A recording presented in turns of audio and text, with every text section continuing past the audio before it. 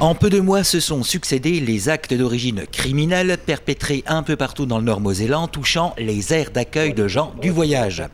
Ont été dénombrés en effet 6 incendies en 7 mois. 30 juillet, aire d'accueil de la Verdine à Thionville-Weimerange. 15 décembre, l'aire d'accueil Le Champ de Vent à Volstroff. 8 janvier, le bâtiment du gardien de l'air de Thionville-Weimerange.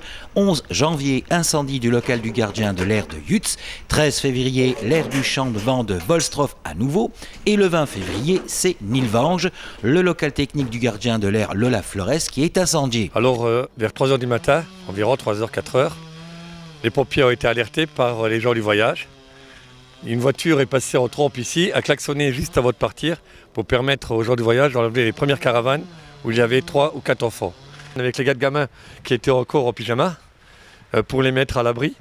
Je pense que la dame pourra vous dire notre réaction assez rapide pour pouvoir mettre pour les enfants l'électricité et rétablir l'eau.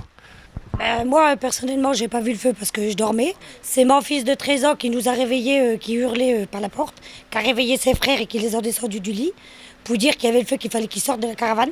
On a dû les sortir en caleçon et en t-shirt, dehors, parce qu'on ne retrouvait plus les chaussures. Et on a tellement eu peur dans le stress, on n'a rien cherché. On a eu peur que ça explose. Du coup, on a sorti dehors pour dire de protéger déjà les enfants, avant tout. Et le temps que ma mari retire les caravanes, qu'il lève les béquilles. Pour le moment, avec le commissaire, mardi, j'ai eu une réunion sur l'air. Nous sommes en train de regarder puis de voir avec les gens qu'est-ce qui a bien pu se passer. Pour le moment, on n'a aucun indice. On attend de voir un petit peu. Mais les gens sur l'air sont solidaires aussi du Val de Fensch, en comprenant très bien que pour le Val de Fensch, il va y avoir une dépense supplémentaire. Bon, de ce côté-là, nous avons une assurance. Je ne sais pas encore combien ça va nous coûter parce qu'un expert doit passer. La communauté d'agglomération du Val de Fensch a décidé de laisser l'aire ouverte et de pallier au plus vite aux réparations d'urgence, eau, électricité. Dès le matin, j'ai décidé de faire une réunion avec les différentes personnes concernées, c'est-à-dire la Sienda, l'organisme de la CAVF, le commissariat de Thionville. J'ai mis tout de suite en place pour essayer pour que les gens puissent avoir au moins du chauffage. Il y a à peu près une trentaine d'enfants sur le site qui aient du chauffage, dont des bébés. Ils aient du chauffage et de l'électricité. L'électricien est venu vers 17h environ, a travaillé jusqu'à 1h du matin et le courant a été remis le mardi soir vers 17h à peu près. En effet, une trentaine de familles y résident actuellement, ne pouvant être accueillies ailleurs, la plupart des aires alentours étant fermées puisque en rénovation à cause des incendies. Alors, nous avons 30 familles sur l'aire, c'est-à-dire à peu près une soixantaine de caravanes.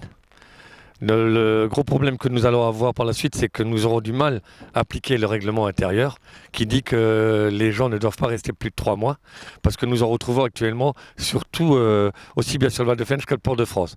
Port-de-France ayant fermé les aires sur Utz et allant fermer l'air également sur Thionville, nous allons retrouver les gens du voyage un peu à droite à gauche. Ma hantise, c'est de retrouver encore une fois des gens, alors que sur le site du Val de Fensch, alors que nous sommes en règle avec le schéma départemental. Alors, je tiens quand même à remercier les services du Val de Fensch qui ont pris cette affaire d'arrache-pied et puis qui ont travaillé toute la journée, que ce soit le lundi et le mardi, pour aider justement au rétablissement du courant, de l'eau et de trouver des entreprises qui pouvaient travailler le lundi soir jusqu'à peu près un peu plus de minuit.